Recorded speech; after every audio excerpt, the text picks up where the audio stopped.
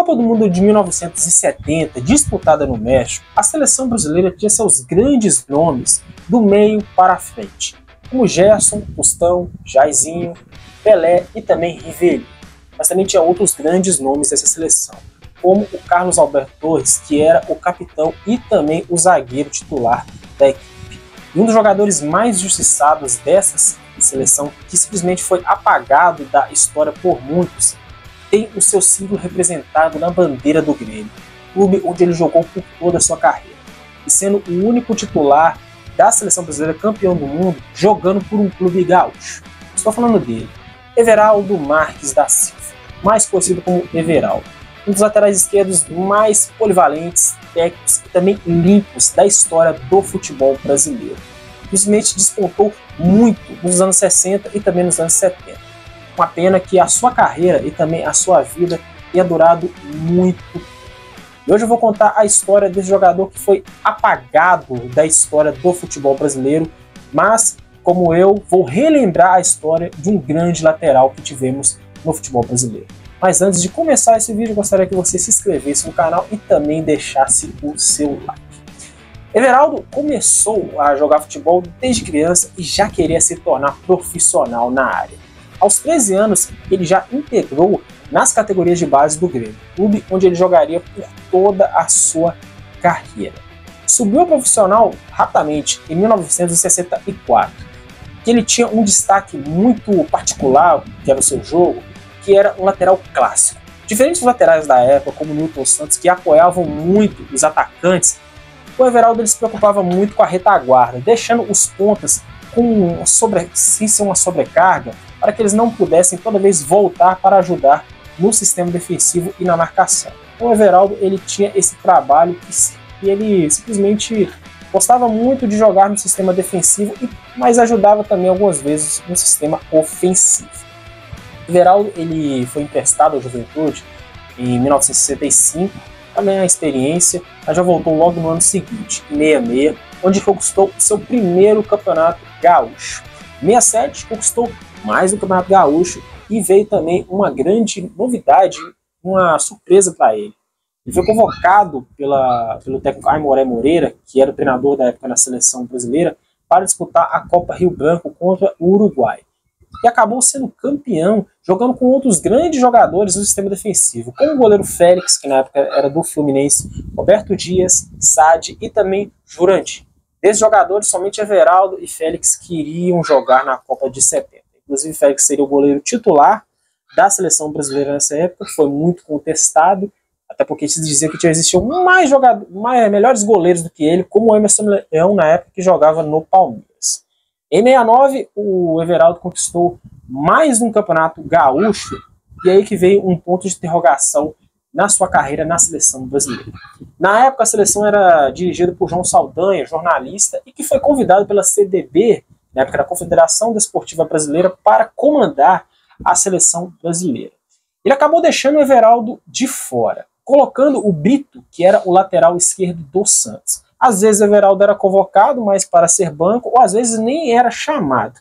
Depois que João Saldanha saiu com problemas, na época com a ditadura militar, Zagallo, o velho lobo, assumiu o comando da seleção brasileira. Zagallo, que na época já era bicampeão como jogador e arriscou a carreira como treinador e logo depois iria se tornar uma lenda, mais ainda, do futebol mundial. Porém, o Zagallo ele preferia convocar Marco Antônio, que na época era o lateral jovem esquerdo do Fluminense, que só tinha 19 anos.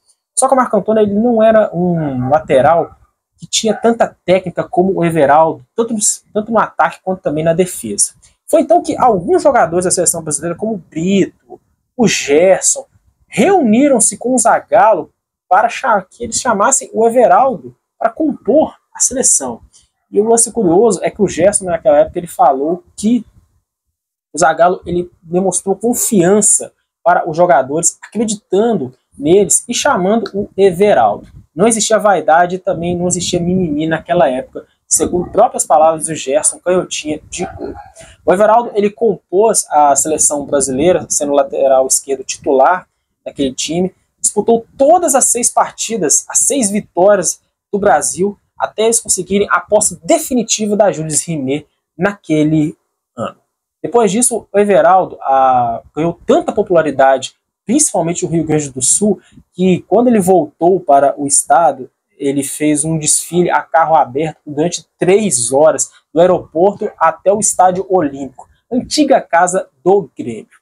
Dias depois, no dia 30 de junho de 1970, o Conselho Deliberativo do Grêmio simplesmente fez algo fenomenal, que é raro nos dias de hoje. Naquela época, então, era mais ainda. Colocou uma estrela solitária na bandeira do clube que representava Everaldo. O Everaldo ficou tão famoso na época que até o Internacional, o maior rival do Grêmio, tinha tanta admiração por jogador por ter ganhado a Copa do Mundo. Em 1972, o presidente do Brasil na época, o Médici, ele fez uma mini Copa do Mundo com algumas seleções para comemorar os 150 anos da independência do Brasil, que foi em 1829. Só que o Zagallo, ele acabou não chamando o Everaldo. Isso provocou uma certa revolta dos torcedores do Internacional e também do Grêmio, inclusive até do Rio Grande do Sul, pois uma dessas partidas ia ser disputada em Porto Alegre, no estádio Beira-Rio, que é a Casa Binacional. Naquele jogo, simplesmente, foram muitas vaias para a seleção brasileira, pois eles não viam o Everaldo jogando. Isso provocou uma certa revolta. Porém, depois disso, o Everaldo, em 72, ele recebeu um prêmio onde, pela sua, digamos assim, jogo limpo, que ele era um jogador do fair play, era um jogador que sempre dava botes e desarmes na bola, simplesmente sem machucar nenhum jogador, ou então nem mesmo cometendo falta. Porém, ele acabou sendo expulso num jogo contra o Grêmio, uma atitude que não era o Everaldo. Todo mundo que viu que percebeu que não era o jogador. Ele sabia que já tinha sido expulso, virou as costas para o juiz, andou, e ainda teve até que depor na delegacia por conta desse ato, que foi no jogo do Campeonato Brasileiro contra o Cruzeiro. Depois disso, o Everaldo, ele repensou muito a sua vida, né? Querendo se tornar político, com o objetivo de ser deputado estadual do Rio Grande do Sul. Até mesmo antes, depois da Copa do Mundo de 70, ele queria já ser o deputado estadual. Ele até analisou uma proposta que o Palmeiras fez na época, mas queria mesmo seguir a vida na política. Em 73, teve um fato que simplesmente iria depois marcar a sua vida. E depois que ele voltou de um jogo festivo, uma cidade do sul, do Rio Grande do Sul, ele acabou sofrendo um acidente trágico, né? Eu não vou ficar falando sobre esse acidente em detalhes, mas o que aconteceu foi que o Everaldo, depois de uma partida festiva, estava no carro com a mulher, as 2 filhas, os tios e também a mãe dele. Eles voltavam para a cidade de Porto Alegre, a capital do Rio Grande do Sul, e acabaram batendo num caminhão. Na época o carro dele era um Dodge, que ele havia ganhado de uma concessionária por conta de ter sido campeão do mundo pela seleção brasileira em 1970. E pelos relatos da época, diziam que uma série de fatores influenciaram por esse acidente. Foi falta de sinalização, falta de cinto de segurança por parte do carro onde o Everaldo andava. Diziam que ninguém que estava no carro, no Dodge Ram, tinha cinto de segurança, e também por outros fatores. Infelizmente, o Everaldo, toda a sua família, faleceram. O Everaldo, ele faleceu com somente 30 anos de idade. Logicamente que houve muita comoção ali no estádio do Rio Grande do Sul e também no Brasil. Porque simplesmente a seleção brasileira e também o futebol brasileiro perdeu um dos laterais mais técnicos, plásticos da história do futebol. Isso nos deixa uma mágoa, pois o Everaldo ele poderia ter jogado muito mais se ele quisesse.